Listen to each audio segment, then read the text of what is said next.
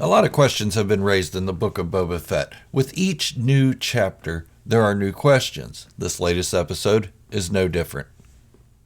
Welcome back, everyone. I'm Gerald, and I'm a Star Wars fanatic. If you don't believe me, just ask me. I'll tell you.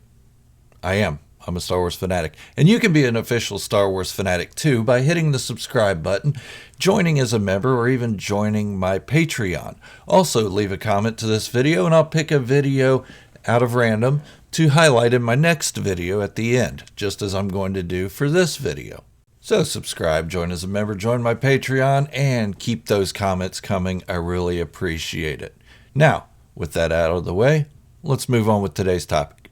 So here's a big fat warning for you. From this point forward, there will be spoilers for the Book of Boba Fett Chapter 5. If you haven't seen the episode yet, go back and watch it. Then come back here for my full review and breakdown.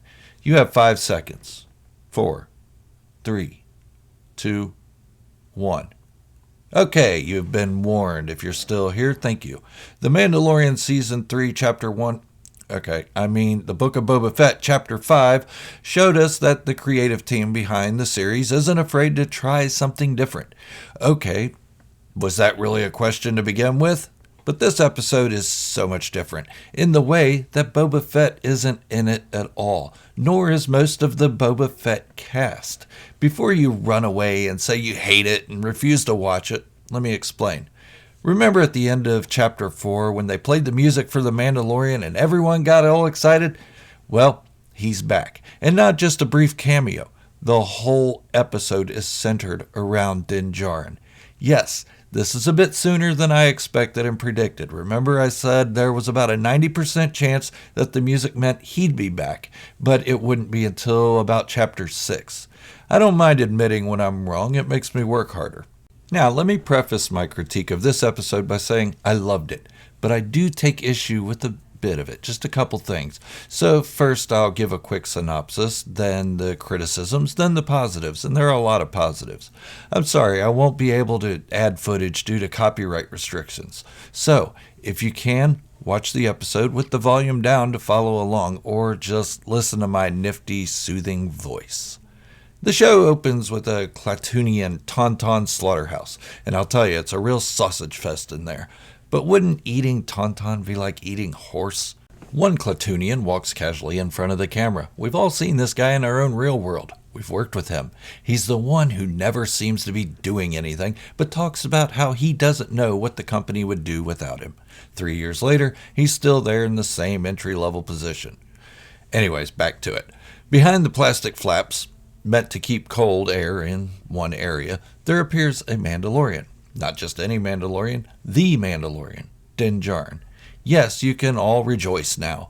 Your safety net has arrived. That isn't a bad thing. We humans like familiarity. Mando walks to the back of the slaughterhouse and engages in friendly conversation with the Klatooinian behind the desk. Mando asks if he's seen a dude, and the respectable businessman says that he hasn't, but he will let him know if he does. Mando then uses his classic line, "I can bring you in warm, or I can bring you in cold." Judging by how many plastic flaps are on the doors of the slaughterhouse, he can probably keep his word with that. Well, the gentleman decides cold is better option. A fight ensues and Mando beats the crap out of all present Klatooinians. The best part of this, he uses the Darksaber for the entire fight, and we see how strong Besgar is once again. The only kicker is Din Djarin has had no saber training and nicks his leg with the Darksaber blade. Lucky he didn't cut the damn thing off. Seriously, dude, be a little more responsible with your weapons. Learn the safety of them before using them. Oh my god, everybody, I'm joking. Take it easy. I liked the scene. It was fun. Anyway, Din Djarin goes through the flappy door with the boss's head in a bag. So much for Disneyfication, huh? And more of the same critters he just fought are on the other side. He gives them the option to take the boss's money and let him leave, or... yeah, I don't think there was an or. But they do the right thing and let him leave anyway. Mando then travels to a space ring sprawling with all races in the galaxy, including a couple we've never seen. He finds his employer and throws the head on the table, still in the bag of course, and demands to know a location of something he's been searching for. The Ishitib lady gives him the money and the location.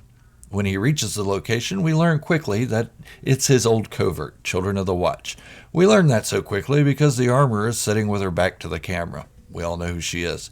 Then Paz Vizsla joins him, or the heavy machine gunner, if you guys didn't know who he is. He tells them of his adventures, asks about Bo-Katan, and shows that he won the Darksaber. Almost immediately, he's challenged by Paz for the right to carry it, and then accepts the challenge. Mando makes short work of the guy, and the descendant of the Mandalorian who made the Darksaber is defeated. I'd really be ashamed if I were Paz. His family carried that blade for centuries. Oh, what a failure. As he has Paz by the throat, literally, the armorer asks them if either of them have ever removed their helmets. Din says yes, and bada bing, bada boom, he's kicked out of their covert, and perhaps Mandalorian society altogether. Yet they allow him to leave with the Darksaber. The symbol of Mandalorian leadership, and he's allowed to leave with it. Okay, whatever. The next stop for Din Djarin is Tatooine, to Peli Motto's garage and hangar. She has a new ship for him to replace the Razor Crest. A turd of an N1 Naboo starfighter. Remember those? Anakin used one to destroy the droid command ship in The Phantom Menace. Well, he helps her restore it, and it actually turns out pretty badass looking. Faster than any fighter we've seen. Note, I said fighter, not freighter, not command ship, not cruiser. While he was away testing its flight capabilities, Fennec Shand had arrived to recruit Din into Boba's tight, loving family. She offers him money. He says he'll do it for free, and the deal is made. But first, he has to go see his surrogate son with a gift made of Besgar. Haha. Maybe he will become a Mandalorian as well. Okay, that's the synopsis in a nutshell. I didn't give away every detail. Who has that kind of time? And I know you guys don't want to sit through all that. So now I'll move on with the negatives, and I don't have many. First, I don't know how I feel about the lack of Boba Fett in the entire episode of a show called The Book of Boba Fett. Now, he doesn't have to be in every scene, but it would have been nice to have seen him at least once in this episode. It just felt like The Mandalorian Season 3, Chapter 17. I know that sounds harsh, but it really isn't that much of a big deal to me, except that it was a Mandalorian episode. But I really think what contributed to my feeling that way is my second and only other criticism. The first half of the episode was amazing, but the second half was just good. The first half had a lot of Mandalorian lore and story building that can be carried over to both shows, even a Bo-Katan show if the rumors are true. But the second half should have reminded some viewers of the filler episodes they complained about during both seasons of The Mandalorian. But there was enough good stuff in the second half to keep my interest. And on with that is the positives. The beginning told us a lot about what Din Djarin has been up to. He went back to bounty hunting. Still doesn't look like high-profile big jobs like Boba Fett had, but I guess they can't have Din Djarin outdo Boba Fett in that aspect. If you were looking for killing, the first half of the episode is for you. There's a lot of action. And in this, we learn more about the Darksaber. It was good to see more lore added to this and why Bo-Katan was a failure as a leader carrying the blade.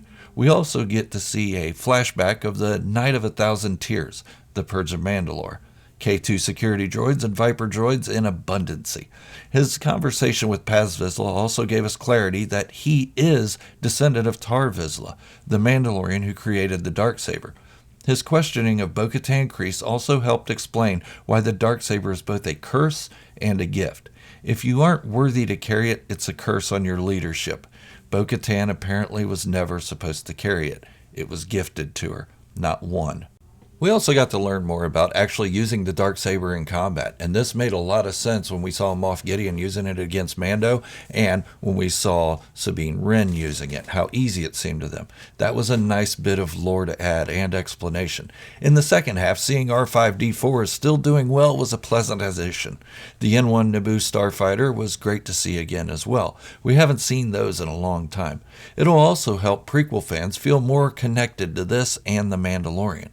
The return of Captain Carson Teva, played by Paul Sun-Hyung Lee, was another great surprise, but it made me wonder, where is Dave Filoni's character Trapper Wolf?